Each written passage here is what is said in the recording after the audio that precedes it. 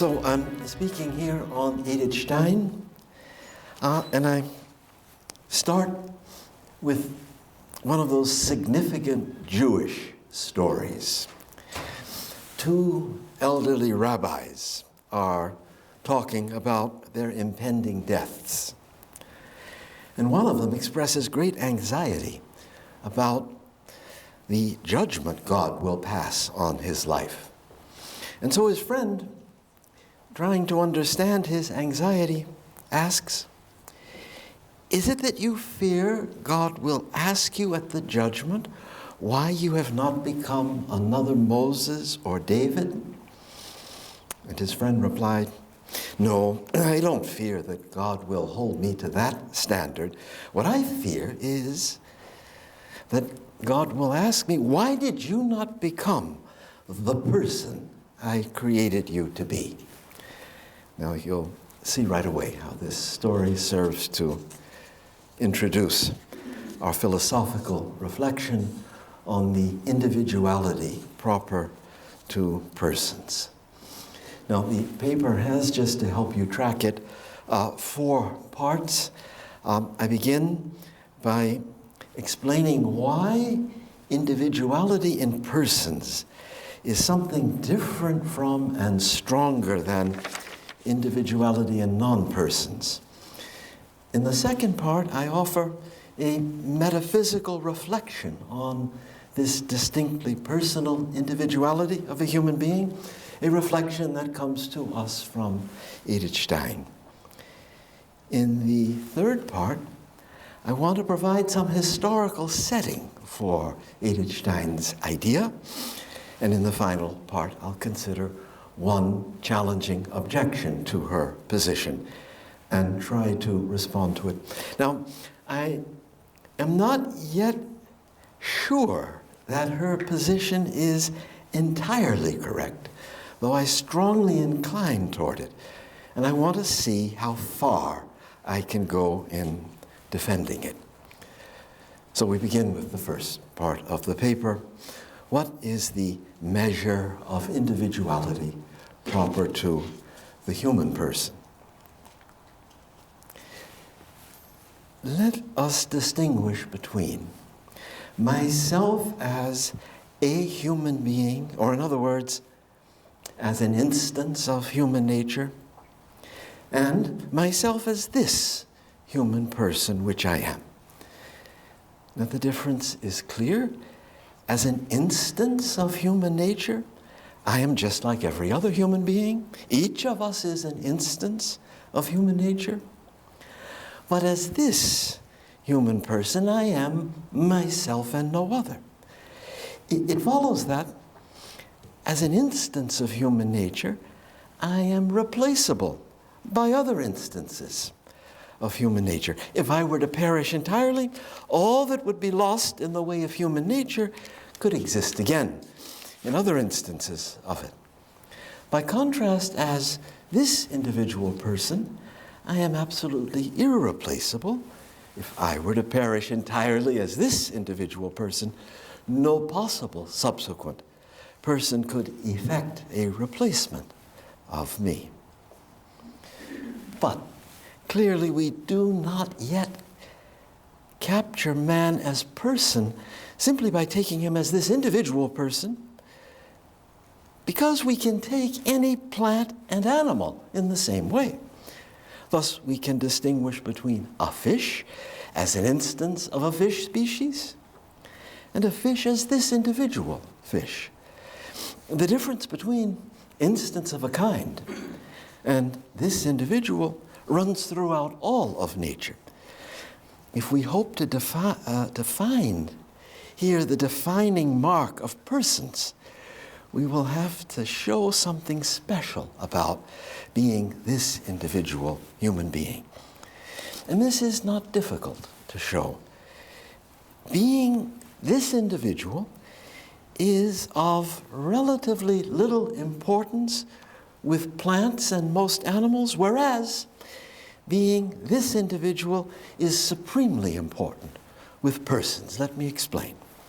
With fish, for example, It is important only that there be some individual instances of a fish species, but whether the individual that instantiates the species be this individual or that one makes no difference. In all the kinds of interest we can possibly take in fish, there is no basis for preferring this individual fish to that equally good instance of the same fish species. All we can possibly want is a fish of a species. Any fish will do, but never can I reasonably want precisely this one rather than that one. If a fish dies but reproduces itself before dying, then its offspring completely replace the parent fish, and anything that could have interested us in the parent fish will interest us equally in the offspring. The offspring are so interchangeable with the parent that there is no sense of loss about the death of the parent. The individual fish are completely dominated by their species. They are mere carriers of it, mere instances of it.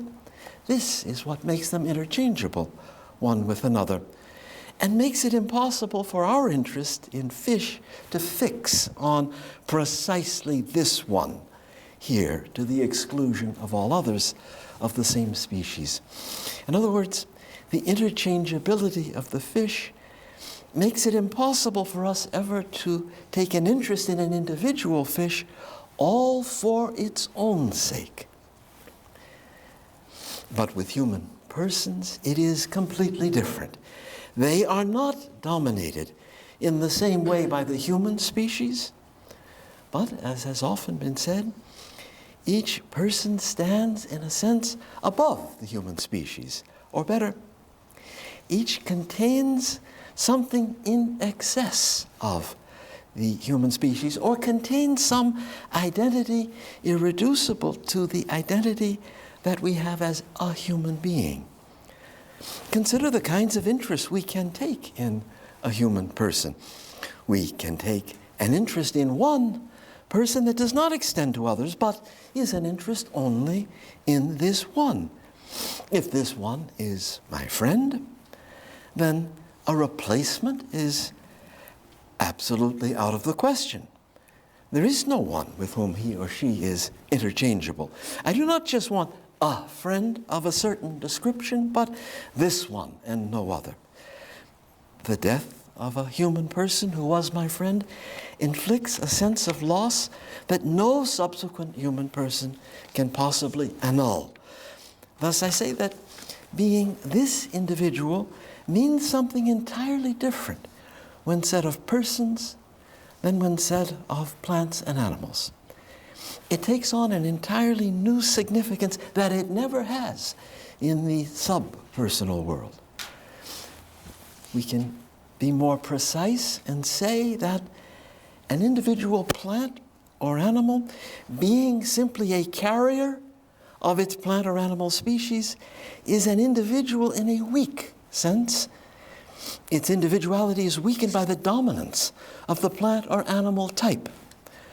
But an individual person, exceeding as he does the humankind, is an individual in a far more powerful sense. The weakness of plant or animal individuality is shown in this, that I can never want an individual plant or animal for its own sake.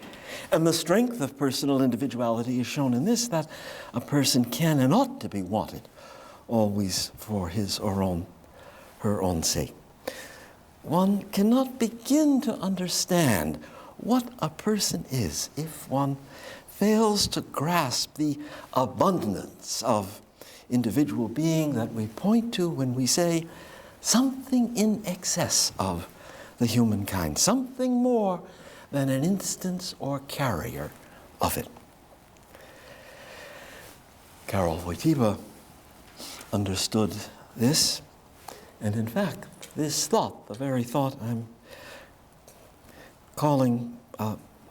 trying to draw out, stands at the center of his personalism. If we look at that seminal essay of Wojtyła subjectivity and the irreducible in man, we find him distinguishing between what he calls a cosmological image of man and a personalist image of man. And for Wojtyła, the cosmological image is in large part defined by thinking of individual humans mainly as bearers of the identity rational animal, whereas the personalist image is defined by thinking of individual humans mainly as unrepeatable, incommunicable persons. And in his essay, Wojtyła also asks how we have to approach a human being so as to take him or her as person. And he answers, that's in the title of the essay, Subjectivity and the Irreducible in Man. He answers that we have to perform a certain turn to the subject, that is, we have to give particular attention to each human being as a personal subject, as a center of subjectivity, as a being of interiority. Only taken in this way, he argues, do human beings come to evidence as unrepeatable persons. There's a wonderful passage in Romano Guardini that expresses exactly Wojtyła's idea.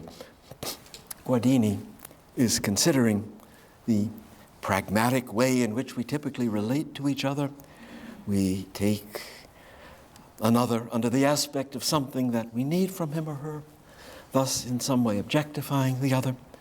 But sometimes, Guardini says, in better moments, we sense that this way of relating to the other is not really appropriate to who the other is as person. And so we take our heavy, pragmatic hands off the other, releasing the other into his or her own being, as Guardini expressively says, and letting the other appear before us as one living out of his or her own center. At this point, the other emerges out of the shadow of his object status and now stands before me as personal subject. And this is just Wojtyła's point. By letting the subjectivity of the other come to evidence, I encounter the other as person, as one who is more than an instance of some type or bearer of some kind, as one who interests me for his or her own sake.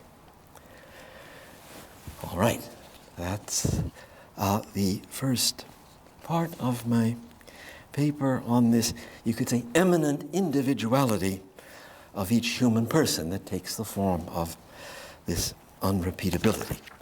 So we now turn to Edith Stein's reflection on this fact. And she was indeed fascinated by the datum of personal unrepeatability when, in one place, she speaks of the horror I feel at the thought of a doppelganger, or double of myself, a second copy of myself. She is surely referring to my personal unrepeatability, for she says that a person rebels at the thought of a doppelganger, double of himself, because he fühlt sich selbst als ein Unwiederholbares. He feels himself to be something unrepeatable. And here is another sign that she is concerned with the personal datum I've been discussing. She lays great stress on the ineffability of each person. What I share with others is not ineffable. This has a certain universality that lets me conceptualize it.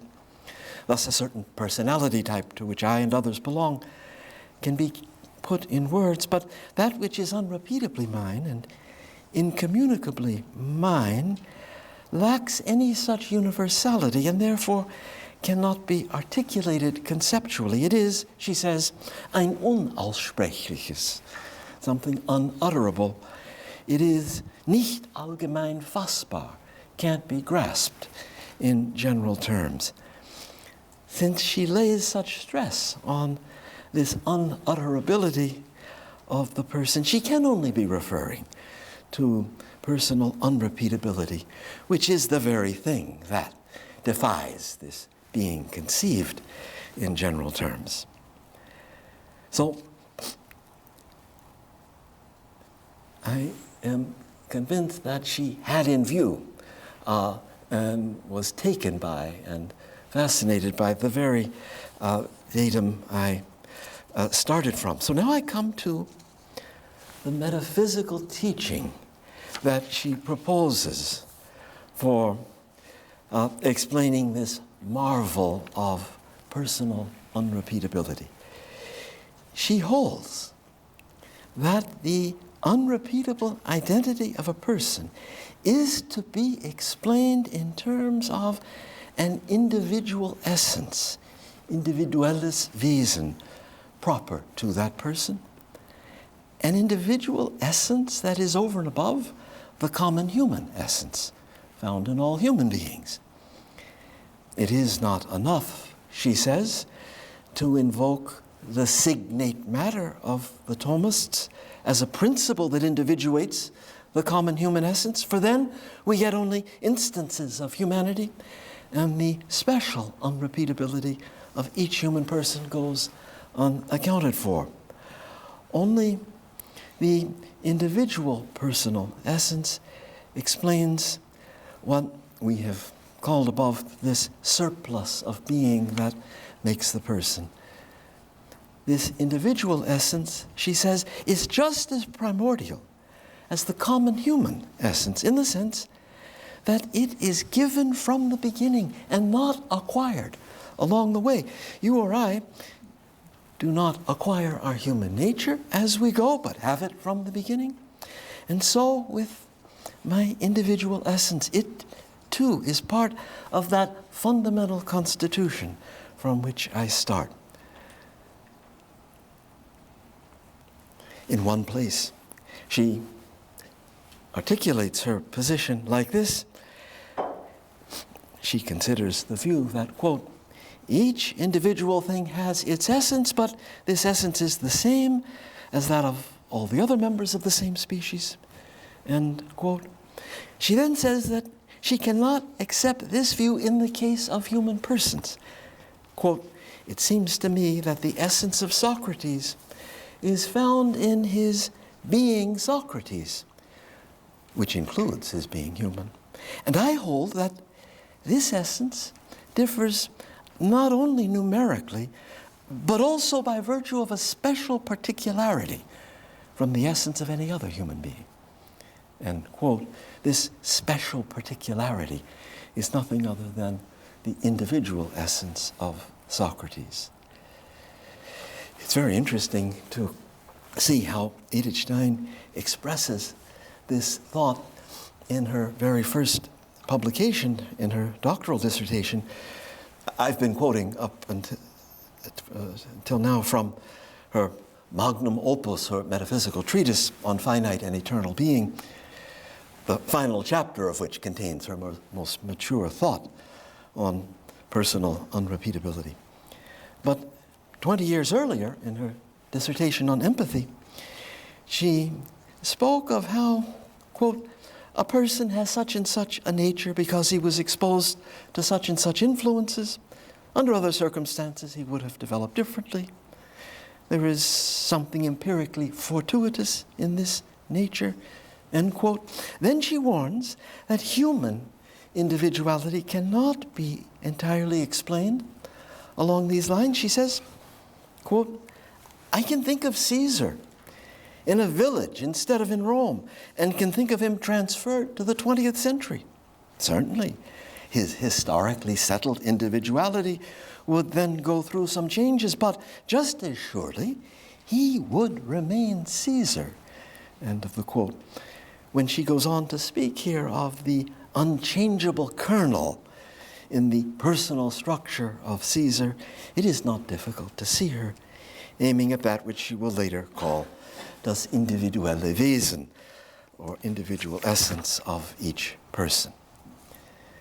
Now, before we can offer an opinion on the proposal of Edith Stein, we have to understand just better what it means and what it does not mean. So we'll ask whether it's true after we've tried to clarify the exact sense of it. So let's contrast her view of personal individuality with another view of it. It is commonly thought that what lies deepest in us human beings is the human identity that we share with all others, and that the more particular identities, such as our racial or national identity or our familial identity, lie rather on the surface of our being and are not nearly as significant as the identity that we have through our human nature. One draws out the line of any of ever more particular identities until one comes to characteristics that distinguish me from all of my neighbors. And one says that this individual identity is the least significant of all. What are those peculiarities that distinguish me from all other people in comparison with the humanity that unites me with all of them? Is not a great deal of suffering and injustice caused by the way we overrate our individual peculiarities and underrate our common humanity? In this perspective, human nature is the great essential principle of a human being, and the peculiarities that distinguish me from others do not amount to another equally weighty essential principle, but are rather, in a way, accidental. Now, Edith Stein holds, by contrast, that what she calls the individual essence of a person is something entirely different from and entirely more than the bundle of peculiarities that mark one person off against all others. She thinks that such a bundle, which after all could mark off one plant or animal against all the others, could never capture that surplus of being that makes a human individual to be a person. She would point out that such a bundle is not unutterable. We can perfectly well articulate a list of characteristics that serve to pick me out from all other people. Thus, she holds that the unrepeatability that makes me a person lies at a much deeper level than a defining bundle. She says that it lies in, quote, the innermost center of the soul, where the soul is most herself and most shows her spiritual character, end quote. The individual essence of each person is then a major metaphysical ingredient of the human being, no less in a way than the human nature that is shared by all of us. Now, continuing this effort to focus what she means and doesn't mean, let's look at another position that Edith Stein is excluding. This is a position that gives a plausible account of the origin of personal individuality in a human being. One might say a human being starts with human nature, which he shares with all others. In living his life, that person acquires a unique history, the events that befall him, the other persons he encounters, and most of all, the choices he makes, the commitments he takes on, constitute an unrepeatable history and hence an unrepeatable personal identity. This, one might plausibly say, is what adds a dimension of personal unrepeatability to the common human nature. His metaphysical constitution, on this view, begins as an individual of the humankind, and he acquires along the way the thing that I have been calling personal unrepeatability.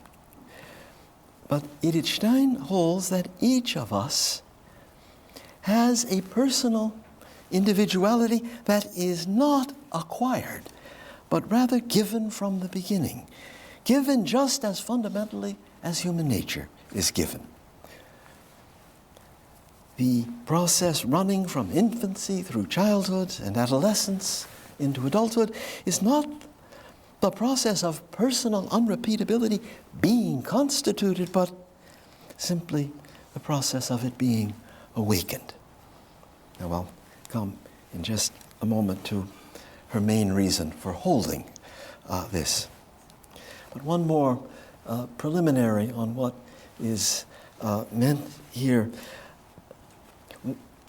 One reason why the position of Edith Stein is controversial is that she is forced to use essence in an unusual sense in order to state her position on the individual essence that each human being has.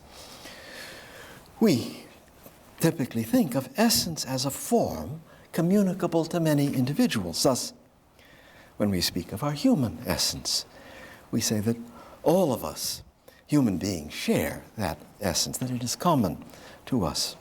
Essence seems always to admit of multiple instantiations. But when Edith Stein speaks of the individual essence that makes each of us a person, she speaks of what cannot have multiple instantiations. The horror felt at the idea of my doppelganger is based on the absurdity of multiple copies of me as person. So this individual essence is a special kind of essence that can only exist once. It is an essence that forms a unique kind of oneness with the existence of the person whose essence it is. The position of Edith Stein is that nothing prevents the essence of a being from existing only in that being and having no possible instantiation in any other being. She points out that this is just what many people believe about the angels. Each angel is believed to have its own angelic essence and to monopolize the essence, so to say, that no two angels can share it.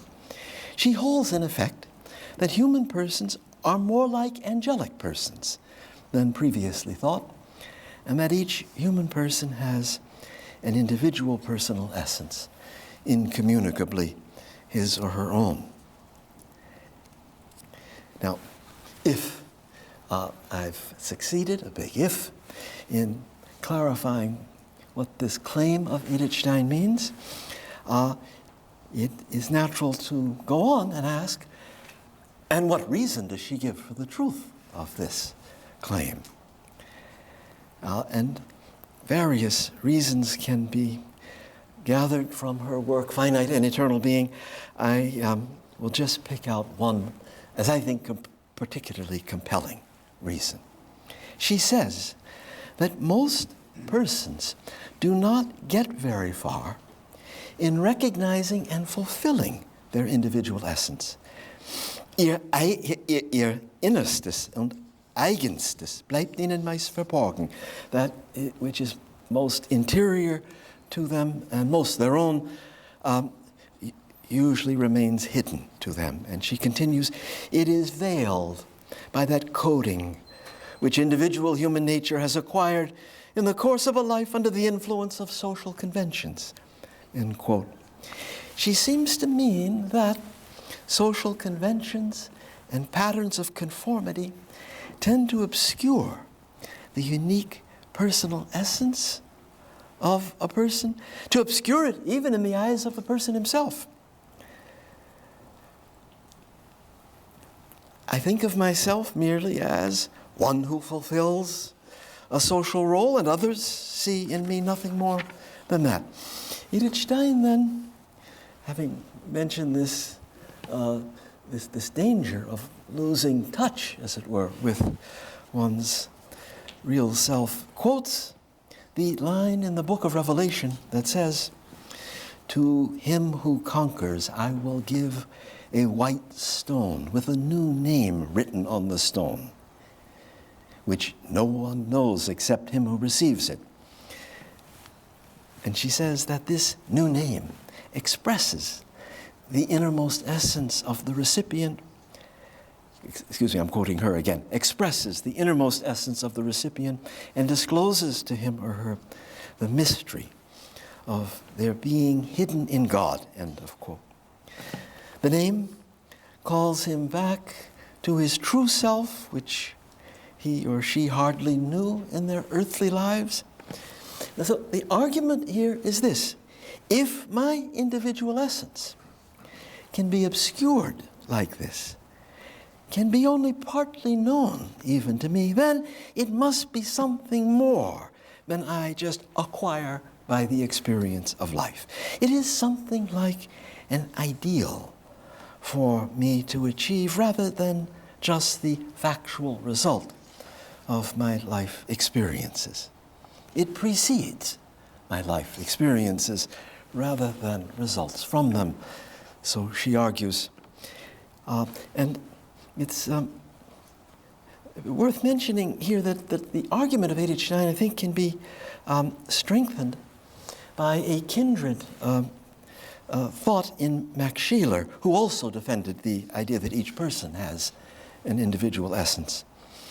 In his phenomenology of love, Scheler showed that the lover sees more in the beloved than anyone else can see. This brings us back to the previous lecture today. Sees more in the beloved than anyone else can see. And that he can see deeply into the unrepeatable person that the beloved is. And what he sees, Scheler says, is something far in excess of what the beloved has in fact become. The lover glimpses all that the beloved person is meant to become. That is, he glimpses the ideal self of the other. By the force of his love, he empowers the beloved person to grow in to the full proportions of his true self. But this implies that the individual essence of the beloved person is something far more than the residue left in him by life experiences and by significant choices. The individual essence serves as a norm and measure for what the person is destined to become, which implies that this essence cannot be reduced to the factual condition of the person. All right. We have turned the corner. The end is in sight. The third section attempts to provide what I think is a very revealing historical setting for this thought in Edith Stein. Now, I mentioned that the thought is not found in her alone. It's there in Scheler. I have found it myself in thinkers as diverse as Karl Rahner and Jacques Maritain. But the Canadian philosopher Charles Taylor goes farther. He discerns Edith Stein's idea on a much larger scale, not just limited to a few kindred spirits. Charles Taylor thinks that her idea is somehow characteristic for our age. Consider this significant statement of his. He says, Herder, a late 18th century German theologian and man of letters, Herder put forth the idea that each of us has an original way of being human. Each person has his or her own measure, is his way of putting it. This idea, Taylor says, has entered very deep into modern consciousness. It is also new. Before the late 18th century, no one thought that the differences between human beings had this kind of significance. There is a certain way of being that is my way. I am called upon to live my life in this way, not in imitation of anyone else's, but this gives a new importance to being true to myself. End of that quote from Taylor. In another of his works, Charles Taylor is exploring this new sense of the significance of the differences among human beings. And he says, quote, "The differences are not just unimportant variations within the same basic human nature, or else differences between good and bad individuals. Rather, they entail that each one of us has an original path on which we ought to tread. They lay the obligation on each of us to live up to our own originality." End quote. Now, if Taylor is correctly interpreting for us the intellectual history of the last few centuries, then it seems to me very plausible to insert Edith Stein within this growing sense of what Taylor calls personal originality. And it seems to me that by providing this historical context for reading her, we understand more exactly and more concretely what she is about with her proposal of the individual personal essence of each human being. And there's perhaps one other thing we can take away from Taylor. He stresses the novelty of this rising sense of personal originality. And he means that a certain truth about the human person is now coming to light that was not fully experienced and acknowledged in the ancient and in the medieval world. As a result, it should not surprise us if we cannot find in the greatest ancient philosophers all the theoretical resources we need for giving an account of personal unrepeatability. It should not surprise us if new philosophical ground has to be broken in order to provide this account. And the question of my paper is whether Edith Stein's individual personal essence meets this need for new philosophical reflection. Now, there remains simply one brief consideration of an objection. Philosophers aren't doing their work if they don't ferret out the most plausible objections to their claim and deal with them. So I take an objection to the idea of Edith Stein I've been presenting that Sarah Borden-Sharkey develops in her book, Individuality in Edith Stein's later writings. And the objection goes like this: the universal moral law, based as it is on our common human nature, will be prevented by these individual essences from applying equally to all human persons. So Sarah Borden is concerned that a person striving to be himself or herself will feel justified in setting aside some part of the moral law that we are subject to as human beings. And this indeed happens in the setting of so-called situation ethics, where persons, appealing to the demands of the unique moral situations in which they find themselves, carve out exceptions from the moral law for themselves.